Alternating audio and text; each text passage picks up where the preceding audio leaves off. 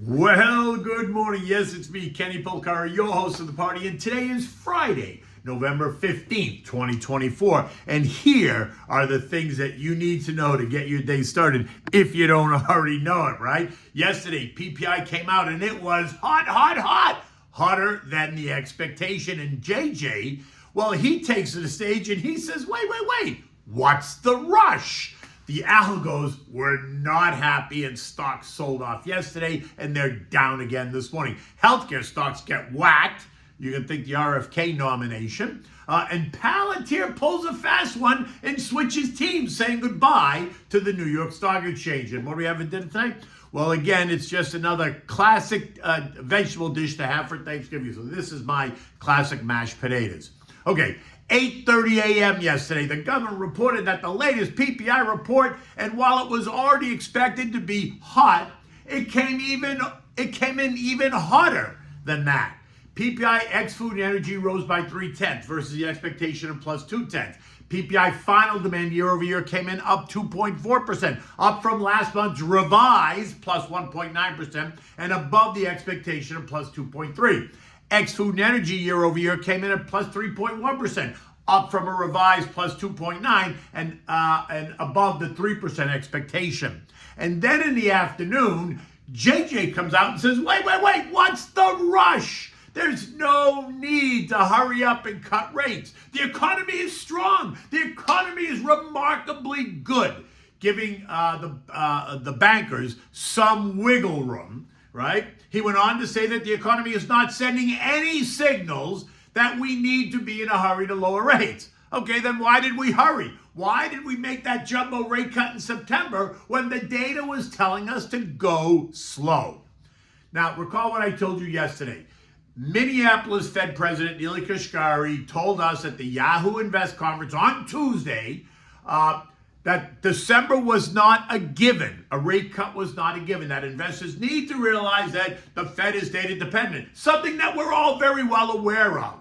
But in the end, it appears to me that a December rate cut now is not guaranteed. And I've been saying that for a while, and that the markets now are going to have to reconsider what those odds are. In addition, JJ expressed some concern over what exactly the neutral rate is. The level that neither stimulates nor dampens growth, right? And as you can imagine, there are a range of opinions of what that level is. And so it's better to be careful than not going slow, right? In addition, the uncertainty surrounding the possible Trump campaign promises, think tax and tariff and regulatory policies, only is adding to the angst. And that's contributing, I think, to this sudden caution, right, out of the Fed.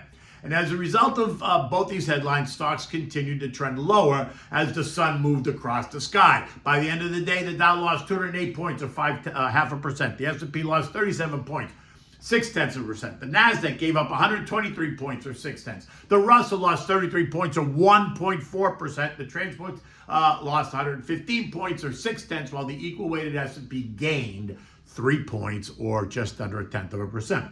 Of the 11 sectors, only energy gained ground, rising 0.4. The other 10 sectors were lower, led by industrials down 1.7, consumer discretionary down 1.4.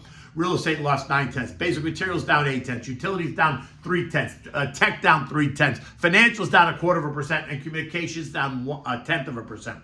Healthcare got whacked, right? Healthcare was down 1.6%. Now you can think about that RFK nomination as health secretary. Vaccine names feeling the brunt of it. BioNTech down 7%, Moderna down 6%, Pfizer down 3%, Novavax down 7%. But they weren't the only names. Lilly was down 3%, Merck was down 0.2%, Johnson & Johnson down nearly 1%. The contra trades all did a bit better yesterday. The DOG was up 0.6, the PSQ was up 8, and the SH was up 0.7. The SPSX, which is the triple leverage short, gained 2%.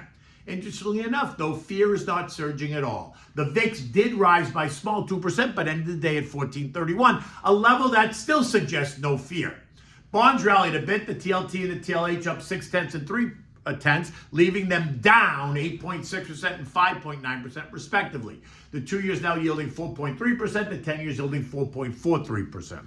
The dollar continues its advance, now hitting a 12-month high at 107.06, up 5.6% year to date. Now, the September 2023 high of 107.23 is the level to watch. If we pierce that, then the door is wide open to test the September 22 high of 114.77. And if JJ slows or stops the pace of rate cuts, then a stronger dollar is the result. Gold has had a tough time of it, right? It's off more than 10% from the November high. It traded lower yesterday and is set for the worst week in a long time. It closed down $18 at 25.73, and this morning it's trading right there. It's up a buck at 25.74. The action in gold being driven by a range of factors. Think election certainty, meaning that it's over. There's no court challenges, no back and forth. There is subsiding geopolitical risk. There's stronger dollar. There's fewer rate cuts now in the future. Powell's comments yesterday only confirming what so many of us have been saying. A strong job market and sticky inflation demand that we do not cut rates to levels that are unrealistic. In my view, any further cut in rates is going to be unrealistic. We are currently in the 4.5 to 4 3/4 range, a range that is not as restrictive as many would have you believe. In fact, it's at the lower end of what has been historically normal. And so, considering the strength of the economy and the incoming administration, my sense is that you got to leave them right here until the data specifically tells you something is different.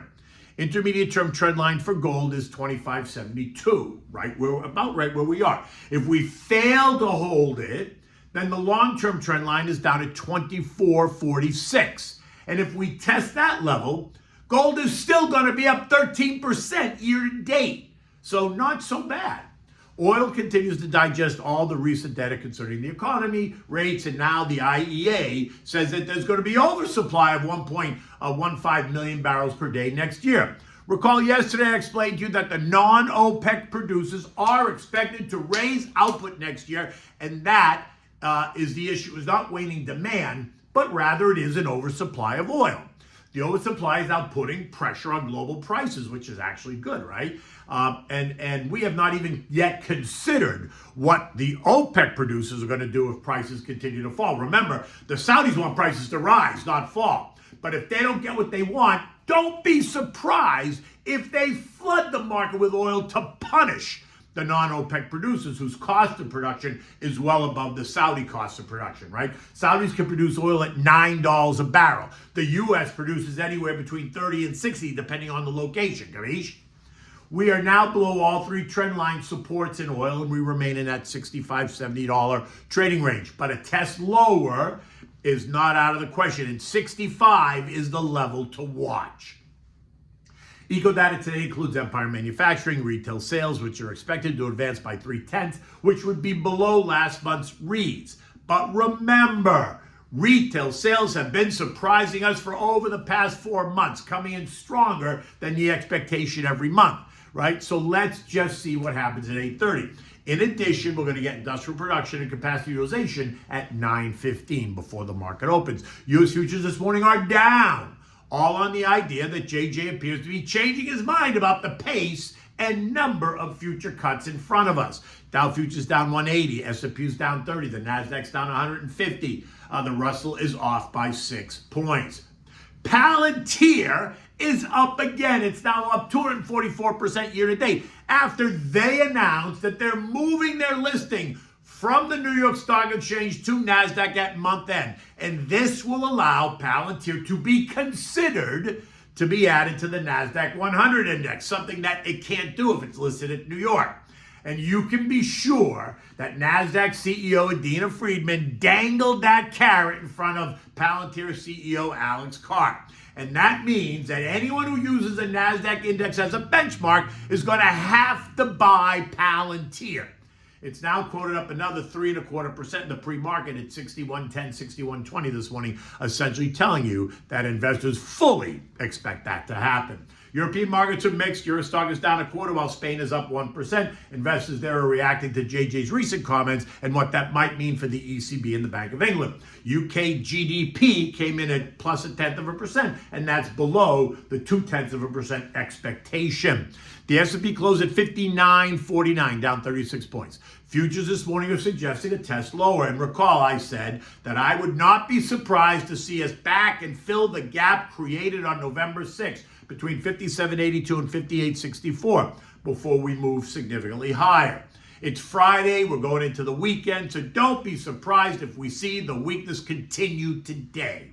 Yesterday, I told you that a weaker than expected PPI number would cause the algos and investors to celebrate, while a stronger than expected number would cause them to hit the sell button. Well, just to remind you, it was stronger than the expectation. Now remember, successful investing is a marathon and not a sprint. Look me up. You can go to my written blog. You can click on the link in there or go to the slatestone.com website, click on the contact me page, put KP in the message box, and I'll be happy to give you a call. Okay, so what are we having? This is another side dish for your Thanksgiving dinner. It's my classic mashed potatoes. And for this, I use 10 pounds of potatoes, salt and pepper, butter, cream, shredded nuts, fresh grated Parmesan cheese. Right, I begin by peeling the potatoes and then cutting them and cubing them, right? I put them in a pot of salted water, I bring it to a boil, I let them cook until they're fork soft, right? Maybe it's 25 minutes. Then you're gonna strain them, you're gonna crush them in a potato masher, right? Then you add the stick of butter, which you've cut up into cubes so it melts faster. You're gonna add warm cream, right? Heat it up on the stove a little bit, not hot, but just make it warm. And you're gonna add a handful of the cheeses, right? The shredded nuts and the fresh grated Parmesan cheese. You're gonna mix it really well. And if it appears a little bit thick, add a little bit more cream just to make them not only creamier, but more delicious. In any event, it is Friday. It is a gorgeous day here. I'm going to be on Varney & Co. at 9 a.m. this morning, so be sure to tune in. And until Monday, take good care.